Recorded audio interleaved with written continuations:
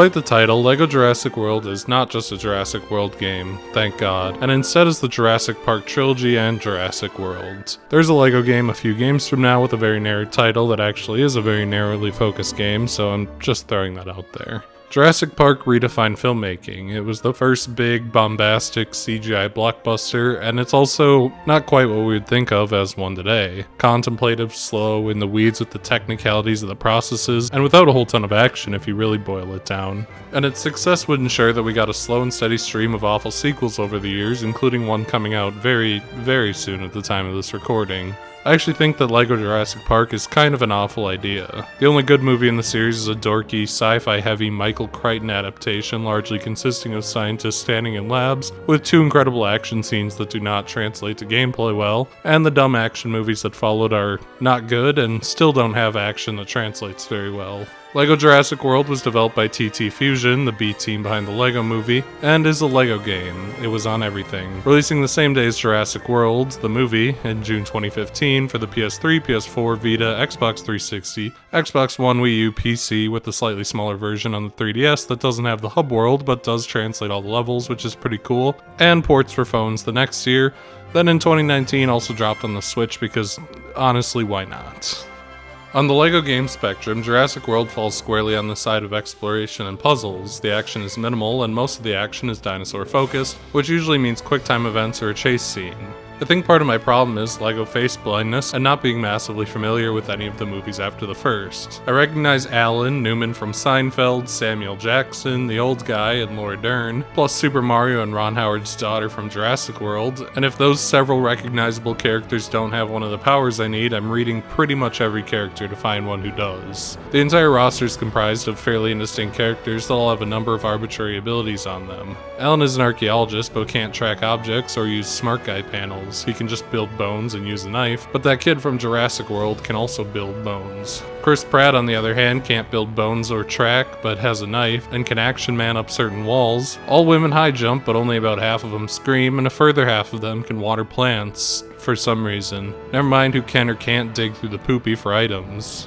Jurassic World is loaded with nearly every ability in the LEGO series on non-distinct humans. Guns, electric guns that hit electric gun panels, tracking clues, special access doors for InGen employees, stun rods that can charge generators, building with bones, knives to cut ropes, shovels to dig, women high jump, some women scream to shatter glass, some people can dig through poop for goodies, watering flowers, smart people who can solve puzzles to open stuff but only certain smart people qualify for some reason I don't understand, flashlights for dark areas like Gandalf's wizard staff, computer hacking to play bad minigames to open stuff, wrenches to fix stuff, crowbars and bolt cutters to open locked doors, cameras which can stun enemies in contextual areas and have a unique collectible in the open world, grappling hooks to swing from stuff or pull stuff down, action men can climb rock walls, the parachute is a glide for one character I think, maybe 2, camouflage is the invisibility cloak from Harry Potter, some doors require Jurassic World access, the tablet can scan for invisible stuff, kids can go through little doors, and one character can throw T-Rex P to scare off these little dinosaurs. And all this is just swirled around a giant wall of characters I don't remember and can't name. Vehicles also make a return, but are a fairly small element of the game. Almost all of them function in a basically identical method with only minor variations, and mostly exist to make exploration of 4 mid-sized hubs a little smoother, although dinosaurs also fill that role pretty well. For a game based on Jurassic Park, the dinosaurs are actually shockingly limited. Very few levels actually feature them as playable characters, and I think the only ones that actually show up in a major way in a level are Sasuke's husband and Sasuke's husband's husband. Velociraptors can jump up to certain ledges and follow scent trails to dig up secrets. Compsognathus have minor roles in some levels, and they're tiny dinosaurs that can crawl around in LEGO Harry Potter animal pipes. And you get brief segments as Ankylosaurus and Pachycephalosaurus, which can smash through cracked walls. Everything else is kind of quarantined off to the open world or free play, and fairly niche at that. Dilophosaurus can spit acid to destroy black blocks, T-Rex can roar to crack amber and pull T-Rex switches, but T-Rexes can only be spawned at big dino panels. Same for the Brachiosaurus, which can stomp on cracked floors. Indominus Rex also has an invisibility cloak, which you need to get exactly 1 gold brick, and in even more limited appearances are the gimmick dinosaurs that can only be spawned in 1 or 2 specific areas. Pterodons can fly and pull flying switches, and the mosasaurs can swim. It's really slow and awkward to do so, though. Levels are incredibly secondary here. There are only 5 per movie, some work better than others, but the way things tend to shake out with how restricted dinosaurs are is a lot of stumbling around with a pile of characters who don't have uses for most of their powers, doing dinosaur-themed QuickTime events, chase sequences that have very little threat but are at least usually visually interesting, and that's kinda it. The only common mob enemy in the game are compies, which appear occasionally in 2, 3, and World, and an occasional group of humans. Bosses are almost always dino-on-dino QuickTime events, combat has just disappeared into the void entirely, and despite how simplistic LEGO combat is, it does feel kinda bad to have it outright gone for most of the game. For what it's worth, the open worlds are all fairly good. Each of the 4 is small to medium-sized, and with a lot of areas accurately recreated. 2 and 3 get shafted fairly hard with the smaller maps, but they're satisfyingly compact in a way that makes them dense with stuff to find, as opposed to a singular, overly large and rambling map that drags on forever. The varied roster, it's not perfect.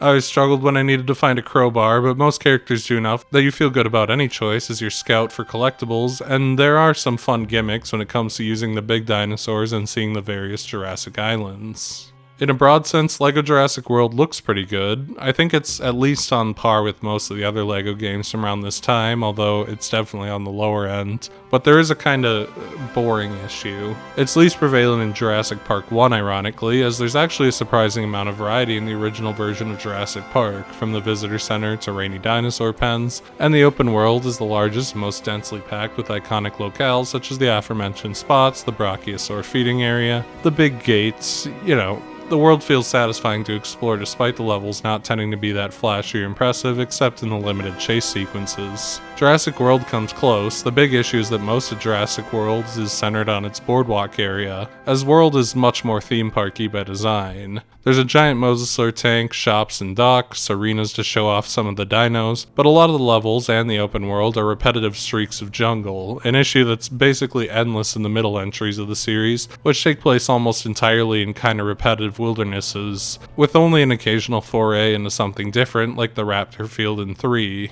The roster also leaves a lot to be desired. The characters kinda all blend together, and largely by their nature of being, people are less exaggerated and animated than some of the other more fantastical characters in other LEGO games, although the dinosaurs tend to be quite good looking. Maybe not awe-inspiring in the way the movie was, and their attempts to recreate those moments feel a bit weak, but they're a lot more animated than the humans and look quite good doing their thing. As for the music, I hope you really like the Jurassic Park theme. It feels like every other minute some variant of it plays simply because it's the only iconic piece of music from the series, while everything else is pretty standard action-adventure fare. That doesn't inspire any real affection or disdain. It's a serviceable bit of music to wander around the world with, and not much beyond that. The game really falls apart when you go through it. Jurassic Park is the best scenes of Jurassic Park with their original audio, which sounds not great. Isolating the noise from Jurassic Park 1 scenes must have been a hell of a task, and I don't envy them for trying. But the game gets notably better sounding as you move into Jurassic World. But the game also has to find places to be a game in a movie that is largely scientists talking in rooms. Jurassic Park doesn't start with a bang, it starts with solving routine puzzles in a dig site. Well, it starts with doing that at the Raptor Pen, but most of the first level is getting used to Alan and Laura Dern at the dig site. There's no explosive beginning, and its attempts to do so do not pan out like they do in the movie, but neither is there the interesting sciencey stuff that the movie actually starts on that sets the stage. You're kinda just in a vast desert doing random things. The thing about Jurassic Park, as much as I love it, is that it's a Michael Chricton adaptation. The second level starts back at the Raptor Pen, not to give any action, but just to kill time until you switch to the main duo waking up a Triceratops. There's 2 minutes of playing as said dinosaur, smashing stuff, and then it's over. The first time you see a dinosaur isn't a magical moment of cutting-edge technological advancement, it's Legos looking at slightly larger Legos. Not even real Legos, digital Legos. It's not until 3 levels in that something happens, and it's still not some big action set piece. The T-Rex stands as an intimidating presence in the rain, one who ignores you entirely as you walk back and forth solving puzzles to save the kids from the Jeep. I think to this point in the game, the only way you could die is falling in this river here. There's no threat or tension, regardless of how little tension there usually is in these games, and the game just feels a little too tranquil, especially given what's going on, and derails into this utterly bizarre segment where you climb up a giant magical tree. At least the compies show up, the first enemy in the game, and it ends with the first chase. It's hard to make much commentary on these. Sometimes player 2 has their own vehicle, sometimes they just throw chicken or something at the dinosaur for a mini kit, and there's really no challenge. The dinosaur will sometimes charge and deal a little bit of damage, but all the obstacles are LEGO. They shatter when you hit them and give you money. There's no pits to dodge, and you spend most of the level moving towards the camera, which is good for spectacle but not for gameplay. They certainly aren't like the gimmicky vehicle levels in LEGO Star Wars 1 where it could actually be a challenge to get through them with your money intact. Of course, the fourth level starts with another chase before transitioning to wandering around solving puzzles in a dark basement, doing Velociraptor-themed QuickTime events in the woods. You play as a guy with a gun, and there's literally nothing to shoot that isn't a target. The big finale is also the big disappointment. The raptors in the kitchen is so slow, crawling around solving puzzles in slow motion with a cutscene every second. The control room is more no danger puzzles, and the big T-Rex on Velociraptor finale is 3 QuickTime events. And while it's kinda cool the first time, that luster will not carry into later dinosaur battles. The Lost World Jurassic Park is a dumber movie as a slightly better set of levels, which makes starting the movie off solving puzzles in a garage a very weird way to introduce it. There's a bit of a general slowness to the area on the runway too, but to its credit, the level ends on the only real boss in the game, which is baiting a stegosaurus into smacking into logs, which isn't much. It's not much of a fight. But it jumps the tiny hurdle needed to be qualified as the best fight in the game by an absolute landslide. There's really not any competition.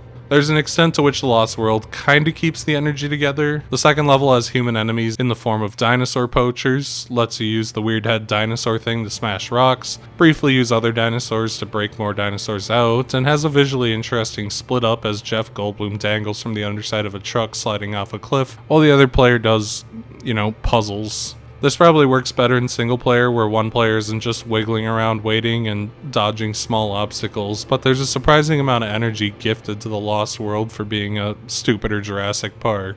The third level kinda crashes and burns the whole thing though. The long grass is another slow sneaking section, but with raptor QuickTime events, and quite a few of them. It's neat and different visually, but LEGO Jurassic World's bag of tricks is fairly shallow. The next level has just the tiniest bit of platforming. Don't get used to it. Unfortunately, it's just not a part of these games anymore. But I do appreciate that it still kinda exists as Jeff Goldblum and the rest climb a tower to escape a horde of raptors. The biggest thing that separates the Lost World is its lack of big, stupid T-Rex QuickTime event. Instead ending in wandering around a boat solving puzzles and then a chase through San Diego. And it's probably the best chase in the game, to be fair. It's very dynamic and exciting. They went all out with recreating the San Diego chase and letting you go off some jumps. There's some slow-mo when you do. You get to see lots of different parts of the city. Someone on the staff really loved The Lost World. There was clearly someone on the team who just thought it was the coolest movie ever,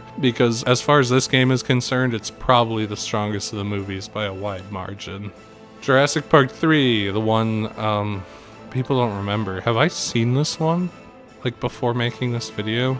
I must have, but goddamn if I remember a thing about it. That said, we get our first action man in his parachute and climbing shenanigans, which is kinda exciting, I guess. Let's see, there's a runway chase scene, that's level 1 done. Great. Level 2 is the first T-Rex fight, quick time events and all, but now the T-Rex is like a superhero that fights off the Spinosaurus to save the humans, which is silly, although this fight is fairly dynamic and well integrated into the puzzle solving stuff, and you get the parachute, which is pretty fun. The InGen facility is one of the better exploring around and doing puzzle segments, honestly. The dilapidated breeding facility is actually pretty different than anything else this game offers. There's some brief platforming bits, there's lots of interesting visuals, and whoever all these characters are have a lot going on in conjunction with just having a sheer number of them. So it makes for a good bit of variety, and also there's another chase. The last half kind of gets derailed by the kid coming into the picture. the piss-throwing kid, who kind of just hangs out with Alan. There's a bit where you get to play as an ankylosaur smacking around raptors, which is a pretty cool moment, but a lot of it is just the two characters in a variety of sneaking segments and short normal segments throughout level 4, and the finale is a brief aside to the pterodactyl cage, which is the usual, and then the obligatory dino quicktime event. Although shooting the Spinosaur with cannons as it tries to come onto the beach is fairly exciting and different for the brief time it lasts. It's fine. There's equal parts fairly boring and kind of cool, but like I said before, the bag of tricks is just completely run dry. There's nothing more it can offer you that it hasn't shown you before. Jurassic World as a sub-franchise has so far been a mess. It's not on topic for this video, but that stupid haunted house one is one of the strangest blockbusters ever made. But the first movie is just Marvel slop, and I guess that should work for this game, but kinda doesn't. Most of the first level lets you play as Sasuke's husband and his husband, which is a unique mix-up if nothing else, and kinda cool for that, but then it diverts into Chris Pratt and some random guy stealthing around the Indominus Rex pen. It's like a fake dinosaur they made for the movie that can turn invisible and is as smart as humans. The movie's really dumb. The Gyrosphere Valley is kinda interesting for being a gimmick level in which one character is stuck in a giant hamster ball and does ball stuff, like turning ball switches. It's the only gimmick level in the game, so it does stand out despite being pretty standard in every other way beyond like a sort of loosely applied gimmick.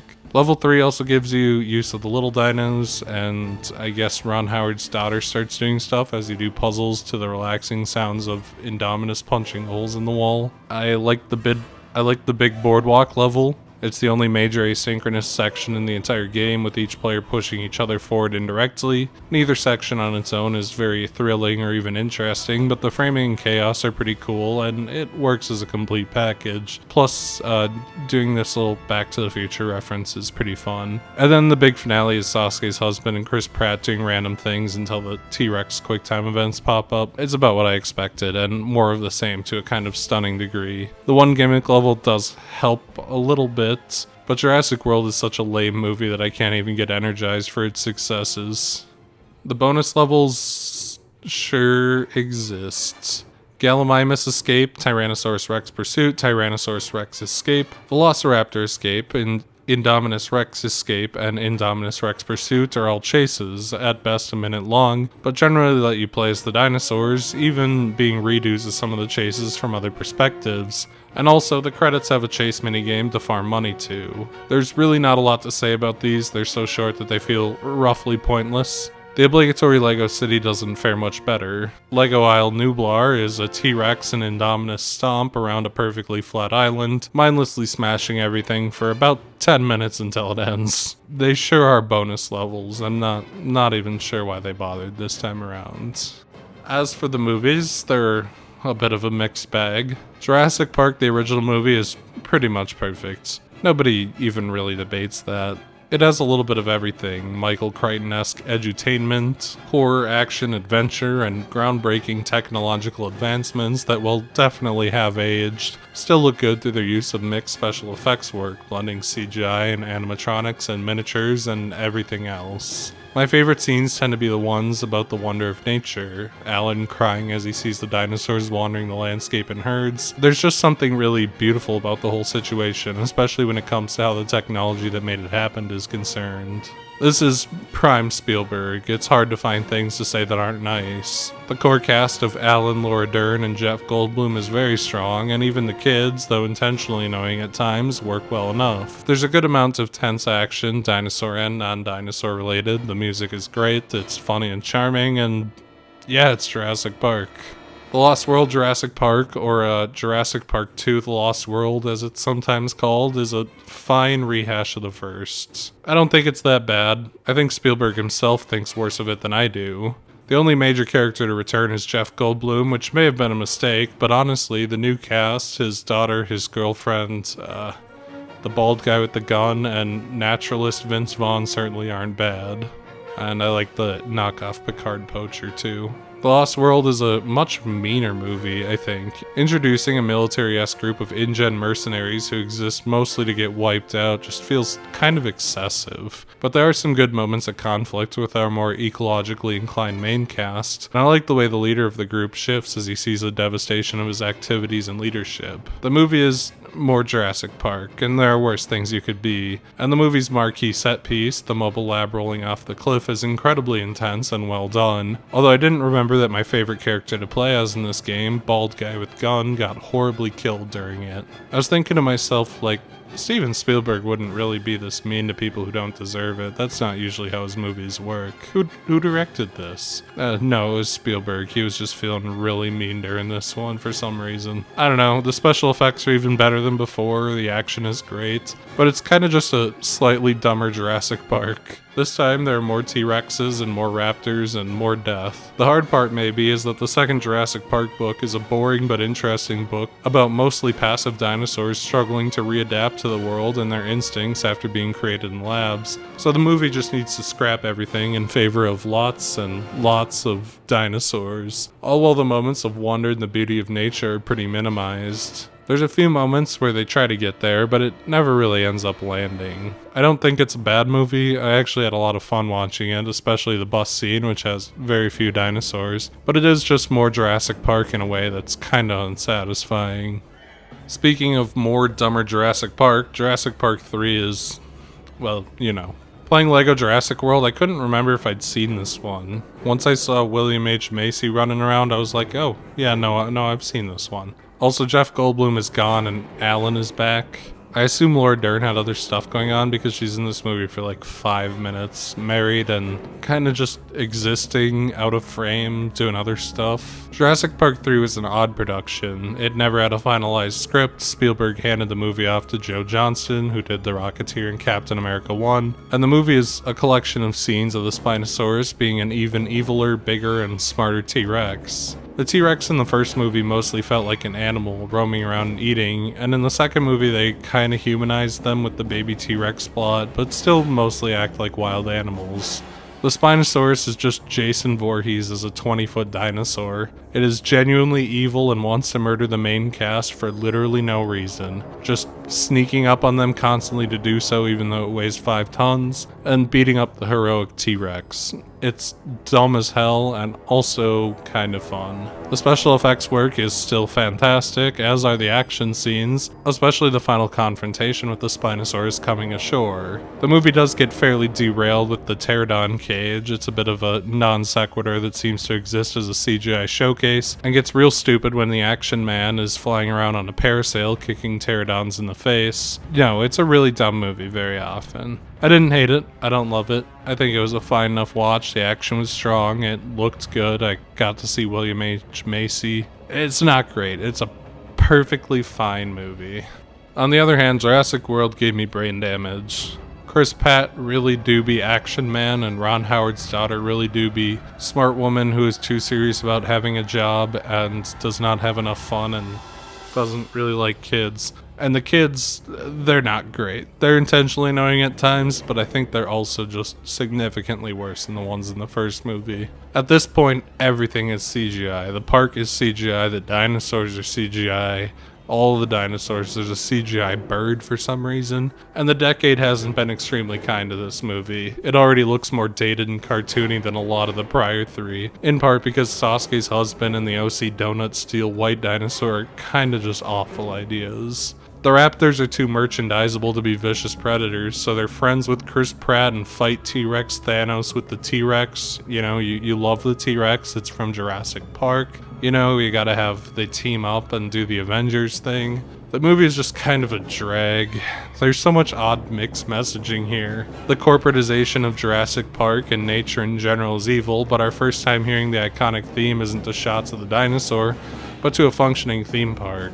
The CEO is a weird hippie sometimes, but a ruthless and idiotic businessman at other times. Dinosaurs are an aberration of nature, but also Ron Howard's daughter is mean for not liking them. The movie really only succeeds in its most chaotic moment as all the pterodactyls wreak havoc on the boardwalk, and even that's like stupid as Action Man Chris Pratt guns them all down with rapid-fire tranquilizers. The movie never seems to know what it needs to be and just wants to be bigger and dumber and CGI-er version of Jurassic Park, to the point that it's essentially a superhero movie. It's maybe not as outright stupid as its sequels. I can say that about the next two. I don't know about the third one, but the third one's definitely not looking good. But it's also just not a movie that does anything interesting or better than the original, or even really the less good sequels. It's kind of just mind-numbing 2015 action slop.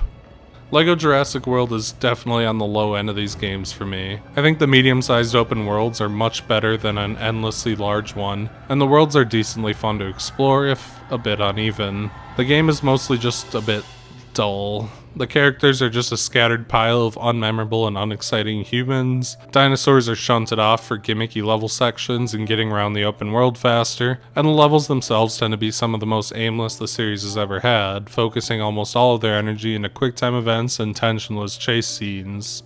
I just don't think the Jurassic Park movies are very good fits for this, despite being popular with a younger audience of dinosaur-loving children. The action is so mismatched in scale, it's hard to turn into gameplay. Like, there's no human-sized boss for you to fight, there's never a human-on-human conflict, these are movies about dinosaurs. And the quieter, more wondrous moments don't stick when they're translated to LEGO form. It's certainly not Batman scaling buildings to fight Bane or the Joker or, like, the Lord of the Rings big epic battles, you know? It's a series that started with a slow sci-fi movie with little bits of action that has to somehow get dragged into 5 levels of action-adventure platformer beat-em-up gameplay, and they certainly did not find a satisfying way to do that.